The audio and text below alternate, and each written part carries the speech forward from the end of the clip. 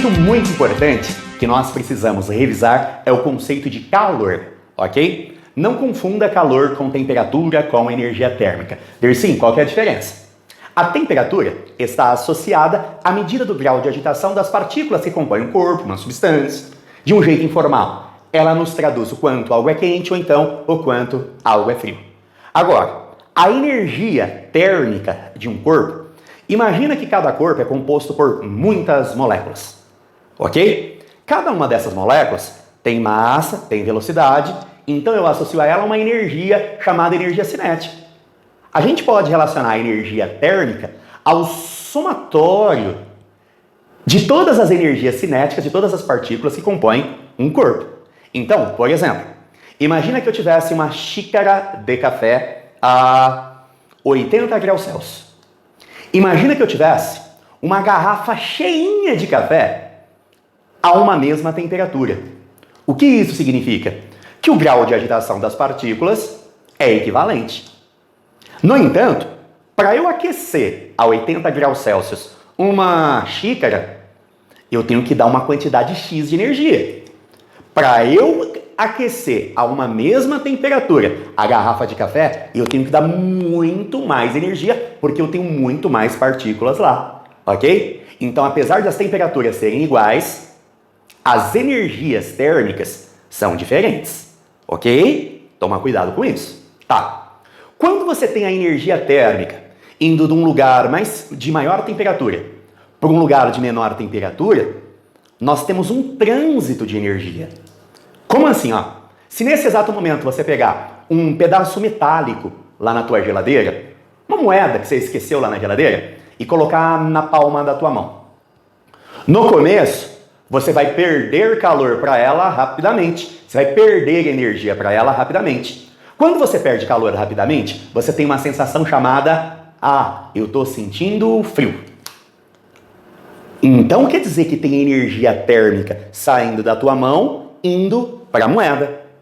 Vai chegar uma hora que você nem vai perceber mais que a moeda está ali. Sabe por quê? Nesse momento, ela atingiu a mesma temperatura que a tua mão. A tua mão e a moeda atingiram o equilíbrio térmico. Então, olha o que aconteceu. A moeda, ela aumentou a sua temperatura. Dercy, então eu posso dizer que aumentou a energia térmica da moeda? Sim. Quem mandou a energia térmica para a moeda? A tua mão.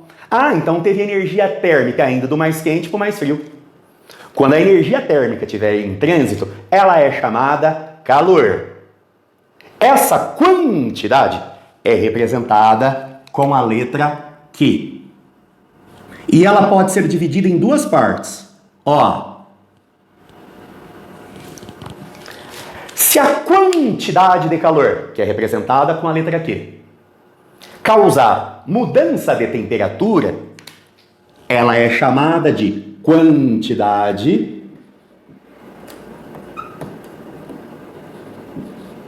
de calor sensível. Ele causa mudança de temperatura. Dercy, como que calcula isso? Bom, calcula isso através de uma equação muito importante. É tão importante que é chamada equação fundamental da da calorimetria, né? É o famoso key macete. Tem livro que traz a variação de temperatura como sendo delta tesão, ou então delta teta, tá? São coisas equivalentes. Bom, o que significa o M? Massa. O que significa o Czinho? Calor específico da substância. Cada substância tem o seu, tá? E delta T é variação de temperatura. Por exemplo, a água tem um grande calor específico sensível. Um dos maiores que tem na natureza.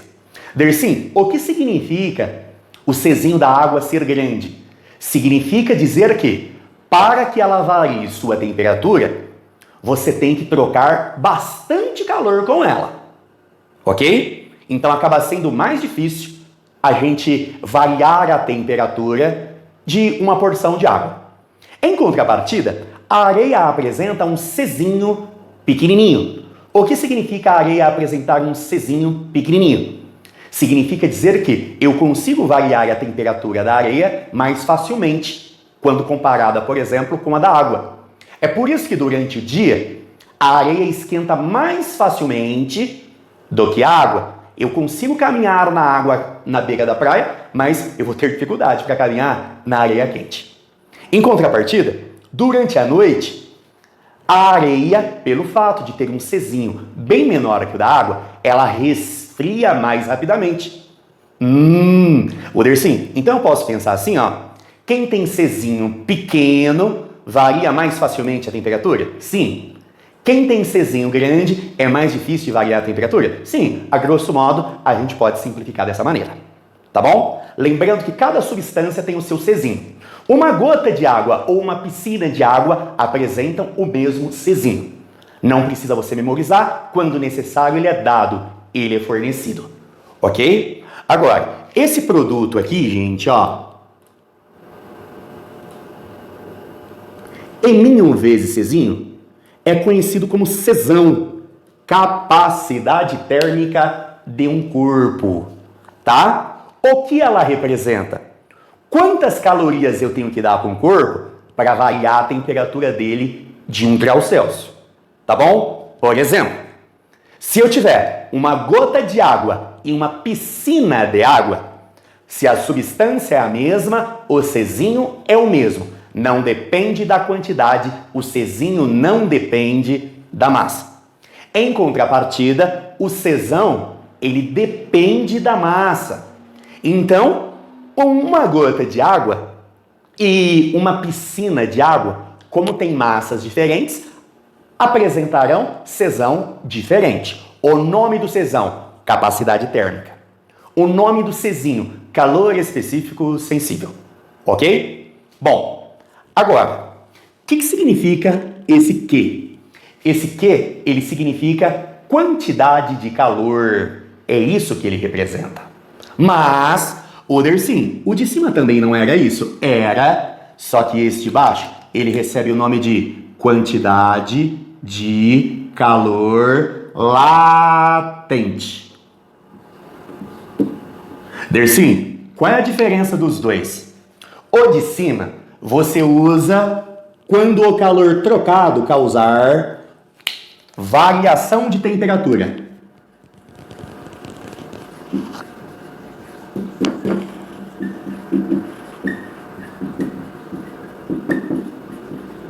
Ok. E o de baixo? O de baixo você usa quando o calor trocado proporcionar variação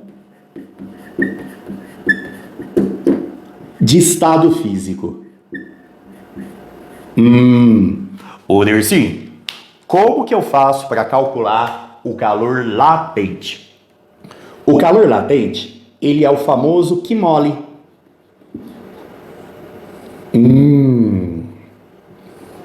Q mole. Q mole. Dersim, o que significa M? Massa. O que significa o Lão? Calor latente de uma determinada de um determinado processo de mudança de estado. Deixa eu te dar um exemplo, ó. O que significa o calor latente de fusão do gelo ser 80 calorias por grama?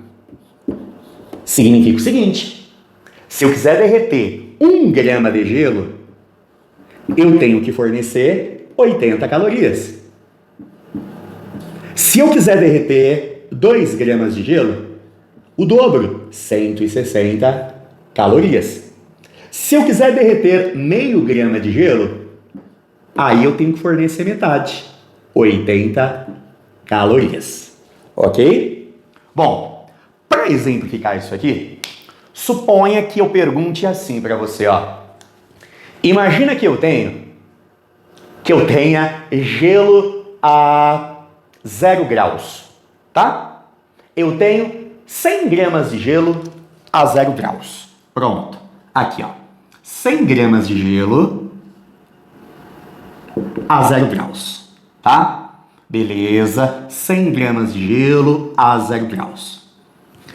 Aí, sabe o que eu quero ter no final? No final, gente, eu quero ter água líquida a 20 graus Celsius. Vixe! O que, Dercy? Então quer dizer que no final nós teremos água líquida a 20 graus Celsius?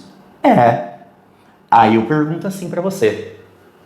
Qual a quantidade de calor total que eu tenho que fornecer para esse gelo ao mesmo tempo derreter, portanto virar água, e depois chegar até 20 graus Celsius?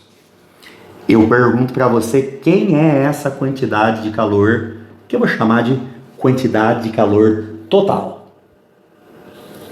Ixi! Então vamos lá? Bom, posto que o gelo já está a zero, se eu fornecer calor para ele, ele começa a derreter, né? Então, ó, sabe essa quantidade de calor aqui que eu estou chamando de Q1? Posto que o gelo já está a zero, se eu continuar fornecendo calor, ela vai virar água líquida, enquanto 100% da água não derreter, gente, a temperatura não vai mudar, ok? Dercy, é sempre assim? Sempre que eu tiver uma substância pura, no caso a água, enquanto eu estiver mudando de estado, toda a energia é destinada a reorganizar as moléculas. Então a temperatura se mantém constante. Opa! Aqui eu tinha fase sólida? Sim. Aqui eu tenho fase líquida? Sim. Teve mudança de estado? Teve. Então esse Q1 é um Q-mole. Então o Q1 ele faz o papel de um Q-mole. Perfeito. Ó, presta atenção. Nesse exemplo que eu estava dando para você, a massa de gelo que eu tinha era de 100 gramas, tá? Coloquei esse valor aqui só para ficar facinho pra gente. 100 gramas é a massa de gelo. Então vamos lá, vamos fazer a conta, ó. A massa é 100 gramas. O calor latente de fusão do gelo, já forneci aqui para você, 80 calorias por grama. Então fica, se você tiver dúvida em relação à unidade, carrega a unidade. Grama em cima, grama embaixo, já era. Então fica, 80 vezes 100 dá 800. Pronto. 8.000, né? 8.000 calorias. Essa é a quantidade de calor que eu devo fornecer para poder, gente, fazer o gelo derreter. Só que não para por aí. No meu exemplo, além de derreter, sabe o que eu tinha que fazer? Depois que a água virou água líquida, eu vou continuar fornecendo calor. Agora eu vou chamar de Q2. Sabe o que vai acontecer agora? Ó, era líquido, continua líquido. Dercy, então agora o Q2 está causando variação de temperatura? Tá causando variação de temperatura. Ô Dercy, então o Q2 é um que macete? Q2 é um que macete. Então eu vou aplicar aqui um que macete para eu poder achar o Q2. Aplica um que macete para poder achar o Q2. Tá. Bom, presta atenção. A massa é a massa de gelo, porque agora virou água, então agora é gelo, né, gente? A massa dele é 100. Perfeito. Bom, ninguém tem a obrigação de saber calor específico Czinho de substância nenhuma. Isso é dado, isso tem que ser fornecido para você. Ó, o Czinho da água é uma caloria por grau Celsius, tá? Então quer dizer que a massa eu tenho que colocar em grama, a energia, que é o calor, vai ser dada em caloria. Perfeito. Então o Czinho da água eu te forneço 1. Agora vamos ver de quanto foi a variação de temperatura? Variação em física a gente faz assim, ó. Temperatura final, 20. menos a inicial, 0. 20 menos 0 acaba dando 20. Então fica 20 vezes 1, 20. Vezes 100 acaba dando 2.000. 2.000 calorias. Ou 2.000 calorias.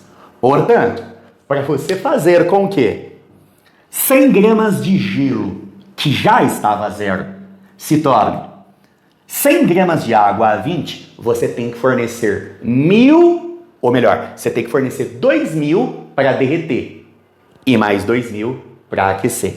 Isso dá um total de 10.000. Pronto, 10.000 calorias. Então quer dizer que esta é a essência da calorimetria. Lembrando que você tem que saber que se a quantidade de calor trocada causar mudança de temperatura, que macete, ela chama quantidade de calor sensível, tá? Agora,